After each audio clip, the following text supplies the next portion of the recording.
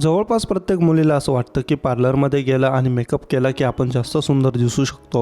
विशेषतः घरात काही कार्यक्रम किंवा लग्न असेल की बहुतेक महिला पार्लरमध्ये जातात. मेकअपच्या मदतीने त्या आपला पूर्ण लुकच बदलून टाकतात. आपलं सौंदर्य वाढवण्यासाठी त्या अनेक वेगवेगळ्या ट्रीटमेंट घेतात.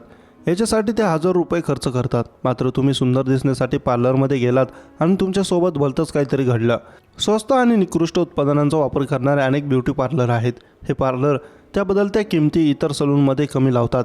पैसे वाचवण्यासाठी लोकही या स्वस्त आणि निकृष्ट उत्पादनांचा वापर करणाऱ्या पार्लरमध्येही जातात. मात्र अनेकदा त्यांना त्यांची चूक लक्षात येईपर्यंत खूप उशीर झालेला असतो. लोक हाताने त्यांच्या त्वचेचं किंवा केसांचे नुकसान करून घेतात. असाच काहीसा प्रकार हरियाणातील एका मुलीसोबत घडला. तिच्या केसांची झालेली अवस्था पाहून तुम्ही घाबरून जाल. ही घटना रौदर येथील दीपिका नावाच्या मुलीसोबत घडली आहे. दीपिका तिच्या आत्याच्या मुलीच्या लग्नासाठी कर्नलला येथे गेली होती. तेथे दीपिका लग्नाची तयारी करून आणखी सुंदर दिसण्यासाठी एका पार्लरमध्ये गेली. इथल्या पार्लरमधील महिला वापरत असलेल्या उत्पादनांची एक्सपायरी डेट न तपासण्याची चूक मुलीने केली. परिणामी तिचे केस खराब होऊन गळू लागले.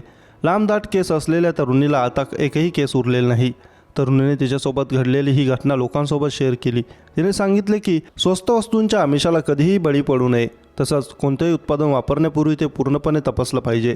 शहरात असे अनेक पार्लर असतात जे कमी किमतीत ब्युटी ट्रीटमेंट देण्याचा दावा करतात. चांगल्या सलूनमध्ये 10,000 रुपयांमध्ये दिली जाणारी सर्व्हिस ते 2,000 रुपयांमध्ये देतात. पण यासोबतच ते लोकांच्या आरोग्याशी खेळतात. ही घटना त्यांचंच एक उदाहरण आहे.